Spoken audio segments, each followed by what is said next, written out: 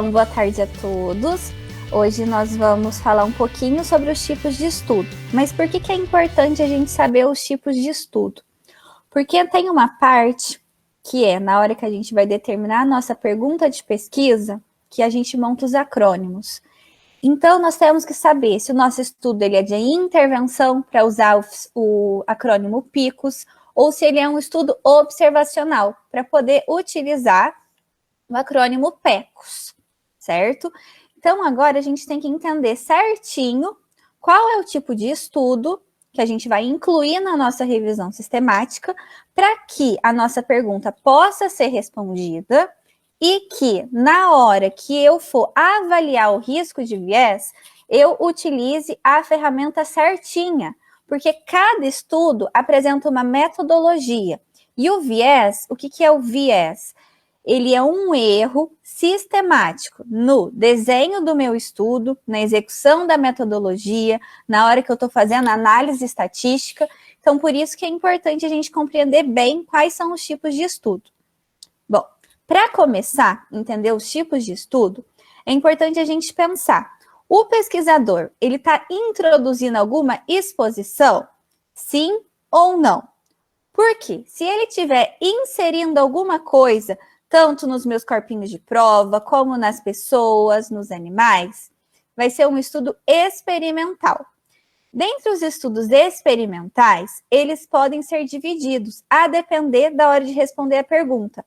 Houve alocação aleatória, ou seja, os corpos de prova, para eles receberem um tratamento, antes eles foram randomizados, aleatorizados, para que todos tenham a mesma chance de receber o experimento? Então, se sim, vai ser um estudo experimental randomizado. E se não, vai ser um estudo experimental não randomizado.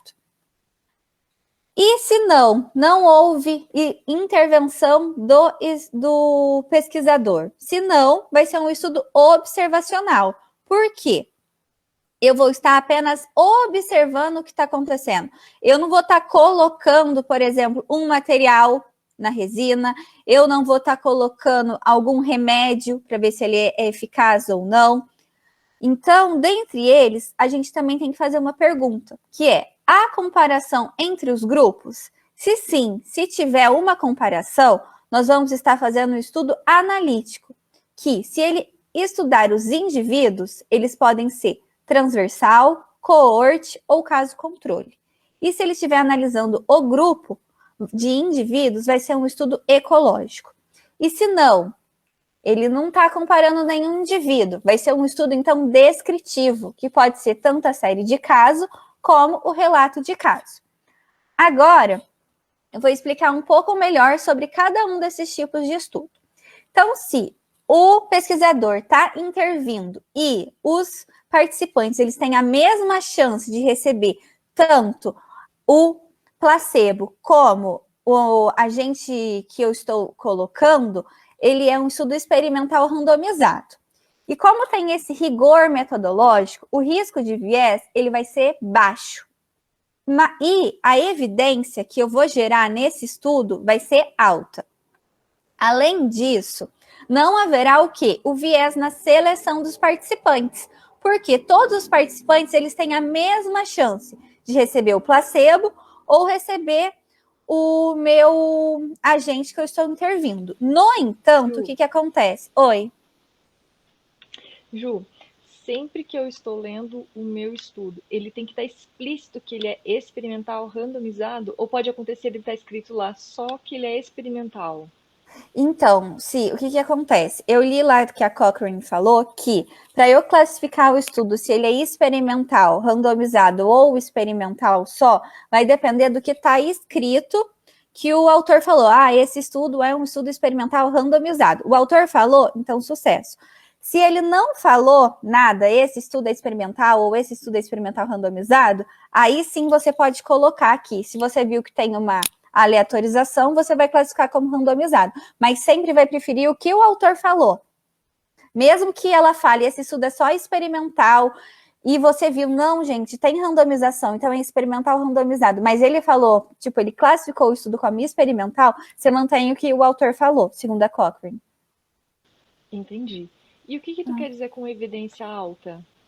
Que, como ele tem um critério bem forte da metodologia, a evidência científica que vai ser gerada é alta, porque ele está no topo da pirâmide, certo? Que é o mais, tipo, o melhor tipo de estudo, porque ele tem um rigor metodológico muito forte, sabe? Que evita os vieses. Ele tenta evitar ao máximo os vieses, só que é impossível a gente evitar totalmente o viés, porque existe o erro aleatório, que é o erro impreciso, né? Que eu não sei como, mesmo eu tentando evitar de todas as formas, ainda vai ter um errinho mínimo lá. Mas ele é o melhor, porque ele evita ao máximo os vieses. E o que acontece? Como ele vai estar estudando uma população só, a validade desse estudo, ela é alta validade interna. Por quê? Eu vou estar estudando bem com rigor a população. No entanto, como eu vou estar estudando, por exemplo, só os estudantes de odontologia da FORP para ver se eles apresentam DTM ou não, ele vai ter uma baixa validade externa. Por quê? Eu só vou estar estudando os estudantes de odontologia da FORP. Eu não vou estar estudando os estudantes de odontologia, por exemplo, de Bauru ou de São Paulo. Então, por isso que ele tem uma baixa validade externa. Já o estudo experimental que não é randomizado, ele vai gerar uma menor evidência. Por quê? Porque ele não tem tanto rigor metodológico para evitar os vieses. E vai acontecer o viés da seleção de participantes. Porque, por exemplo, se eu não estou randomizando, eu posso falar assim, até o número 5 vai ser o grupo controle, até o número 10 vai ser o grupo experimental. Só que os participantes não têm a mesma chance. Por quê? Isso daí eu criei da minha cabeça. Na minha cabeça, às vezes, eu gostei mais daquele corpo de prova, sabe? Então, tem um viés na seleção dos participantes que vai interferir, consequentemente, nos resultados. E se, agora, o pesquisador não está intervindo, a gente vai estar um estudo que é do tipo transversal. O que acontece no estudo transversal? Ele vai ser uma fotografia da realidade naquele momento. Por quê? Eu vou ver a prevalência de presença de determinada condição. Por exemplo, a causa e a exposição, elas são simultâneas. Quando é que eu vou ter um estudo transversal? Por exemplo, a gente vai fazer uma pesquisa na FORP e nós vamos aplicar um questionário para a gente ver quem é que apresenta bruxismo do sono.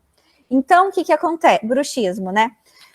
Então, como é uma fotografia da realidade, ou seja, eu vou estar perguntando, você tem bruxismo? Você tem bruxismo? Ou seja, através de um questionário, os dados vão estar tudo simultâneo. Então, por isso, ele é uma fotografia da realidade. Esse é o estudo transversal, porque existe uma simultaneidade da causa e da exposição. E eu só vou ver a prevalência, ou seja, a porcentagem de pessoas naquele momento que apresentam bruxismo e as que não apresentam bruxismo. Já se eu estiver falando de um estudo de coorte, vai ser um filme. Por isso que eu pensei em colocar esse menininho para tentar lembrar que quando a gente vai assistir um filme, a gente vai comer pipoca e tomar algum refrigerante. Por quê? Vai ser um filme que eu vou ter que acompanhar. O que acontece? Ele não vai estar simultâneo a causa e a exposição. Eu vou estar partindo da exposição e eu vou ter dois grupos. Um grupo que vai ser exposto e um grupo que não vai ser exposto a uma determinada intervenção. E o que eu vou calcular? Eu vou calcular o risco das pessoas expostas desenvolverem determinada doença. Ou seja, ele vai poder ser prospectivo quando eu começo agora. Por exemplo, a gente vai dar suco de goiaba e no outro a gente só vai dar água. Vai ter o grupo exposto e o grupo não exposto. E eu vou querer ver quem é que vai desenvolver, por exemplo, sede ao longo de um tempo. Então, eu vou estar ao longo de um tempo acompanhando. Por isso que dos estudos observacionais, ele é o mais forte, porque ele tem um longo tempo que eu vou estar observando. Ou ele pode ser retrospectivo, onde eu vou estar com a exposição que foi e eu vou observar tudo que está indo de cá, do passado para cá. Por exemplo, eu estou agora em 2020 e eu vou querer ver o que aconteceu com os pacientes de 2007 que fizeram isso. E aí eu vou querer observar isso agora, através de observar dados de prontuários, etc. E existe também o estudo que ele é o caso controle, onde, diferente dos outros, ele está partindo do desfecho, ou seja, eu vou ter um grupo de pessoas que vai ter a doença e um grupo de pessoas que não vai ter determinada doença. Ou seja, eu vou estar, por exemplo, com bebês que nasceram prematuros, ou seja, que tem determinada doença. E eu vou querer ver se a chance de desenvolver alguma doença vai ser igual para eles, porque eles vão estar com a mesma chance de ser expostos a alguma coisa, por exemplo, radiação solar. Ambos os grupos, eles têm a mesma chance de ser exposto. No entanto, eu vou estar partindo do desfecho, que é a doença. No entanto, acontece o quê? O viés de memória.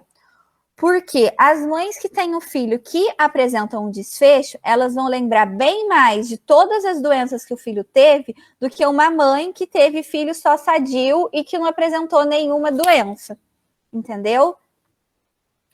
E existe também os estudos que são descritivos, que são o relato de caso e a série de casos, onde eu só vou estar descrevendo, ou seja, eu só vou estar relatando o que está acontecendo.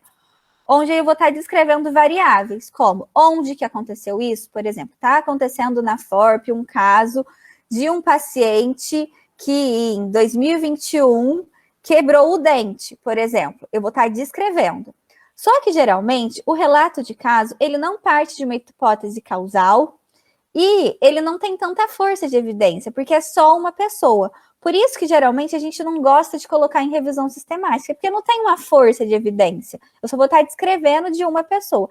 No entanto, quando começa a acontecer, por exemplo, o Covid-19, teve muitos estudos que foram descritivos de série de casos. Por quê? Porque é uma doença que, por exemplo, é rara, que começou a se expandir, atingir um determinado grupo de pessoas, e eu relatar isso vai ter um efeito na saúde pública. Por quê? Eu vou estar começando a relatar de um grupo de pessoas que começaram a desenvolver uma doença. Por isso que a série de casos, ela é mais fácil de ser publicada do que um relato de caso que só aborda um. Então, pessoal, era isso que eu tinha para passar para vocês. Aí, se vocês tiverem qualquer dúvida, vocês vão me falando. Ju, você volta lá naquele primeiro slide? Aquele Volto. que você fez um mapinha? Compartilhar. Volto sim. Se. Qual? Aquele que você tem um mapinha só pra gente tentar pôr na cabeça certinho, tá? Então, um estudo é assim, o outro é assim. Tá. Então, primeiro a gente vai partir da pergunta. Se o pesquisador, ele está introduzindo a exposição? Se sim, ele vai ser um estudo experimental. Sendo experimental, você vai ter que ver se houve alocação aleatória. Se sim, vai ser um estudo experimental randomizado. E se não, vai ser um estudo experimental não randomizado. Aí, se não... Só uma pergunta rapidinho. Se for aqui nesse experimental, pode ser tanto em corpo de prova como os clínicos. Entram nessa classificação. Aqui, exato, porque ele é um estudo experimental. Por quê? O pesquisador vai estar introduzindo alguma coisa. No clínico, por exemplo, a gente pode estar colocando a vacina, ou se for agora no experimental, a gente vai estar colocando um agente antimicrobiano, por exemplo, na resina acrílica, nos disquinhos de titânio, por exemplo. Então, o pesquisador, ele está agindo. Já se não estiver agindo o pesquisador, vai ser um estudo observacional, porque eu só vou estar observando, eu não vou estar intervindo em nada. E aí, neles, você vai poder comparar grupos, que aí entra são subclassificações. Isso. São subclassificações. Daquele estudo que ele é experimental, ele vai ter apenas duas classificações. Ou ele é randomizado ou não randomizado. Isso. Certo. Então, ótimo. Fiz um experimento, vai ser randomizado ou não. Agora, se eu não fiz nada, ele vai ser observacional. E dentro dos observacionais, ele também tem as subdivisões. Exato. Ele vai ser analítico, eu já esqueci o que é. O analítico é quando ele vai estar analisando. Aí, nisso, por exemplo, aí nós vamos ter o estudo transversal, o coorte e o caso controle. Então, o que a gente tem que lembrar? O estudo transversal, ele é uma fotografia da realidade. É quando eu vou lá na faculdade e aplico um questionário para mim saber a porcentagem, ou seja, a prevalência de pessoas que apresentam, por exemplo, DTM. Esse é o transversal. O cohort é tipo um filme, você vai poder acompanhar tanto de agora em direção a uma determinada data, por exemplo, 2025, eu vou querer acompanhar mães que tiveram bebê e que o bebê nasceu prematuro, para mim ver quais são as doenças que o bebê vai desenvolver, por exemplo. Ou eu vou estar agora querendo observar algo que aconteceu no passado, entendeu?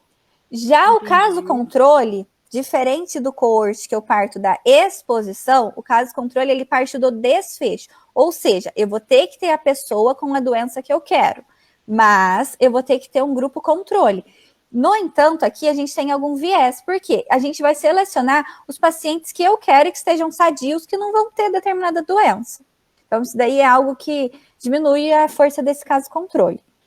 E o ecológico é o que eu vou estar observando um grupo de indivíduos, ou seja, eu não vou estar analisando o indivíduo em si, eu vou estar analisando um grupo. Por exemplo, malária na África, eu vou estar querendo observar na população lá que mora em determinada cidade. Isso é um grupo ecológico.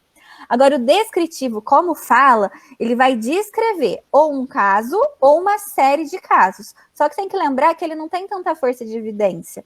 Então, o relato de casos, ele é mais difícil de ser publicado. O melhor é quando é um caso muito raro, interessante, que ele é mais fácil de publicar.